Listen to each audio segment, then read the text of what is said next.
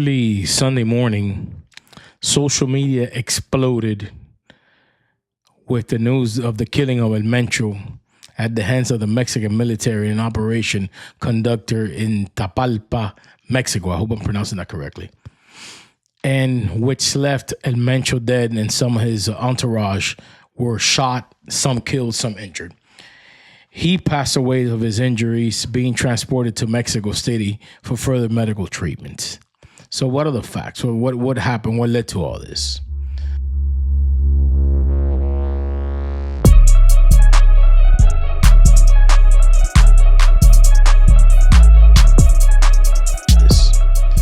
So due to some reporting early in the morning today, Monday morning, it was reported that El Mencho was killed by the Mexican military in operation conducted in Tapalpa, Mexico.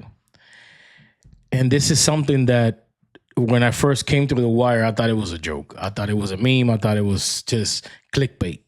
But no, in fact, it was true. And it also depicted a bunch of pictures of Mexico erupting to complete chaos. Not Mexico, but it started spreading through time. But it started in Jalisco, in that city. And the Guadalajara airport wasn't complete, and all the chaos. People were running. It was a movie. It was a scene out of a zombie apocalypse movie. People running. Just what are the facts behind the story? What really happened? What led to this incredible scene that we saw yesterday unfolding on social media and our TVs? How crazy the irony of he eluded Mexican authorities for over 20 years, and human nature plays out, and it is the deciding factor that gets him. Him trying to get a piece of ass is what got him. Had he never met up with his mistress, he probably will still be on the run today and alive. And it's kind of perplexing to see how human nature, your manhood nature takes over, and you just throw complete caution to the air over a piece of ass. It's something rather comical to see, and to, I guess, I was expecting something bigger than that. I was expecting some sort of Jason Bourne joint operation with drones, and no, that wasn't the case.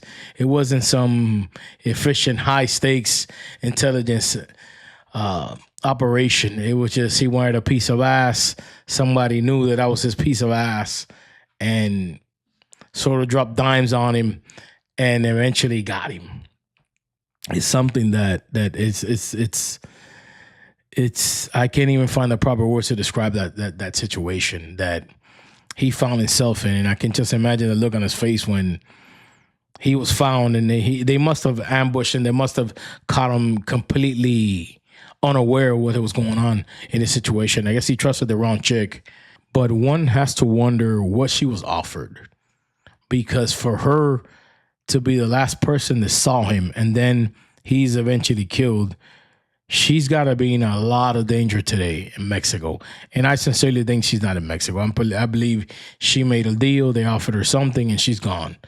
This woman is never going to be seen or heard of ever again. I truthfully believe that. And if she remains in Mexico, and if they're to find her, she's going to be hanging from a bridge, or her head is going to be in one place and her body's going to be in another. I truthfully believe this woman is in grave danger for whatever she did. But what she did led to the capture of one of the biggest wanted men in Mexican history, one of the most dangerous person that had a cartel, that ran a cartel, rather.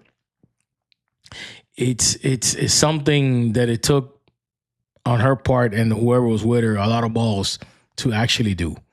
Because to know the kind of heat you're going to face after the fact, because, I mean, no one is stupid. I mean, if they're reporting it, and it's out there publicly, then they have to know.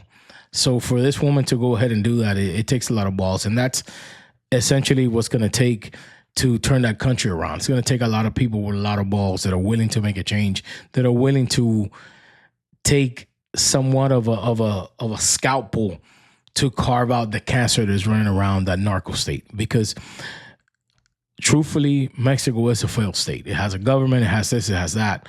But the fact of the matter is that the organized crime is in charge of that country. They don't have operational command of that country. They lost control of 20 states in one afternoon yesterday.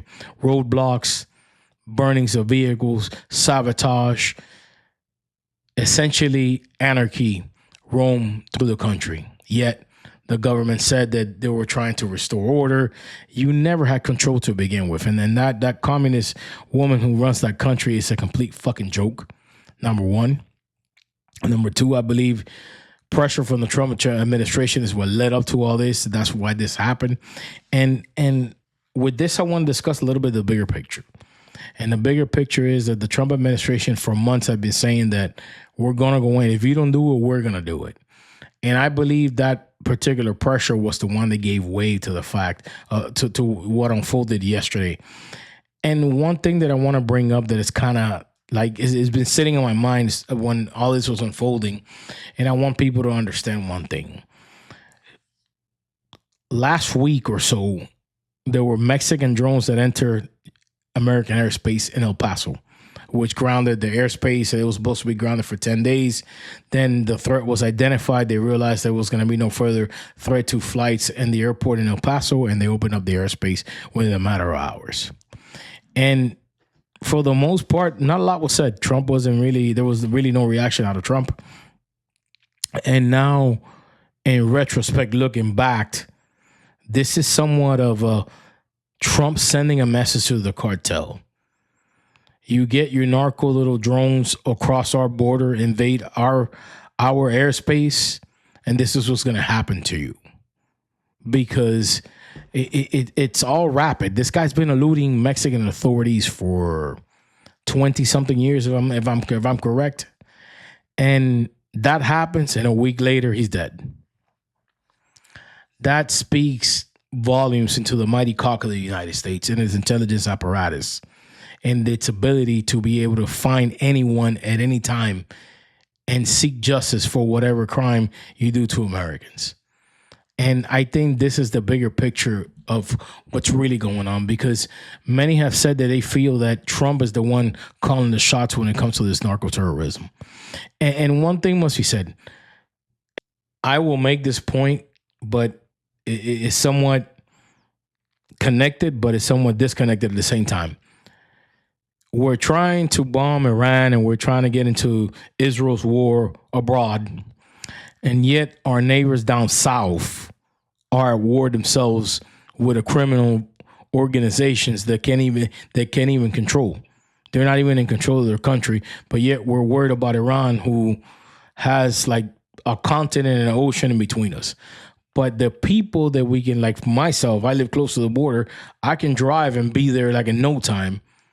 We're not worried about that situation. I've been saying that on social media, and I find it perplexing that we never paid any serious attention to the situation in Mexico. And the fact that I mean, thank God for President Trump that the border is completely sealed, but this could have led to a refugee humanitarian crisis of a bunch of people fleeing, and rightfully so. They are essentially trapped in their own country. For all the talk about Gaza and its open air prison, Mexico, not even hours away from our soil, is an open air prison. The streets of Mexico yesterday, of the cities where a lot of this nonsense took place, these people were trapped in their homes. The tourists, Canada and the United States, the State Department issued alerts for U.S. citizens to remain in place if they were in those areas. Puerto Vallarta, Guadalajara, the state of Jalisco. If you were there vacationing, you were urged to stay in place, essentially condemning you to whatever room or whatever apparatus that kept you safe. So for all the talk about Gaza, about being open air prison, what about Mexico? When is somebody really going to start calling Mexico what it is? It's the same scenario.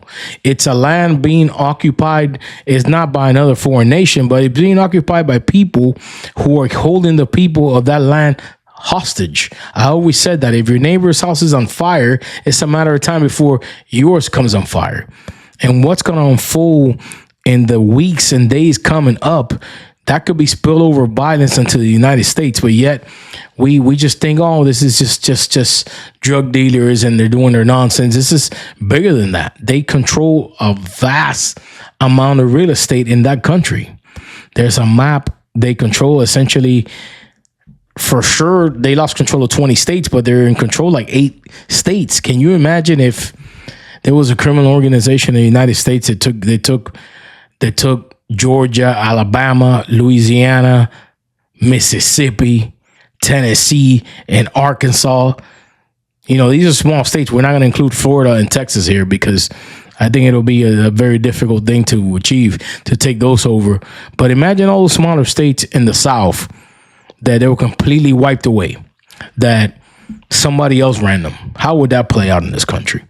That's happening south of the border. But when you see the Free Palestine crowd, the pro-Jew lobby, and all these people that are making the case for all these interventions and all these problems that are going on abroad, and then we have Mexico with similar or worse problems because people are being beheaded there every day, hung from bridges. I'm gonna share a video with you right now, and in a matter of seconds, it's the head is blurred out, but I'm gonna explain what happens.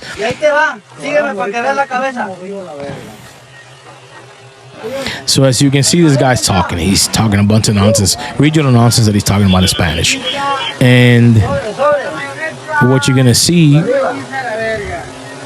it's another guy, and he's gonna fucking attach a head to the drone.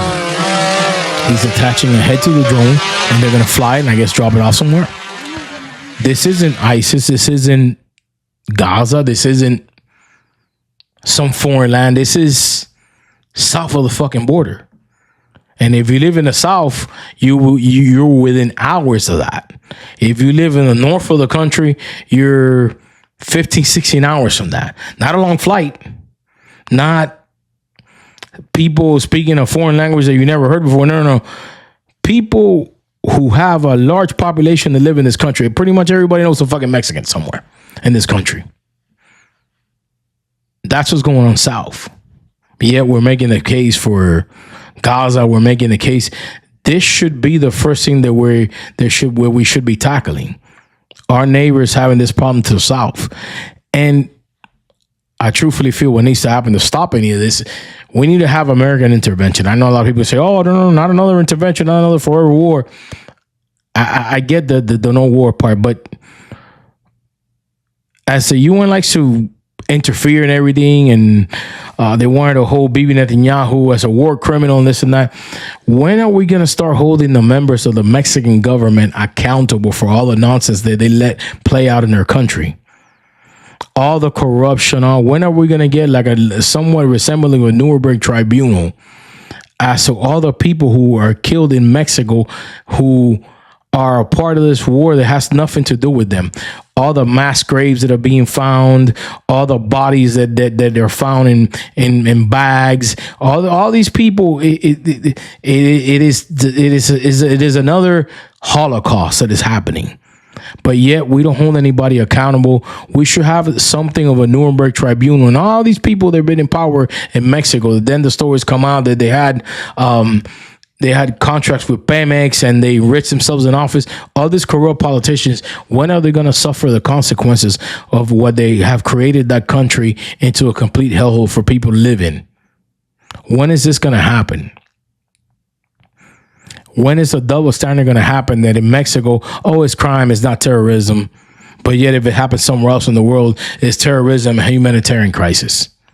And here's the number one bone that I want to pick. All these fucking people that you see them running around talking about the abolish ICE, and you see a lot of people of Mexican descent with the free. When the fuck are you going to have that same concern for your country? When is your communist hypocrisy going to stop? That there's mass graves in the country that your family comes from, but you're over here yelling about Palestine.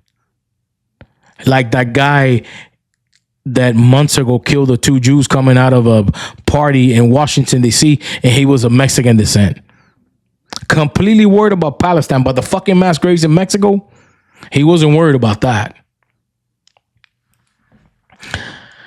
But that's a whole nother subject. And that's something, it will be tackled at the right time. Soon, as a matter of fact. Soon.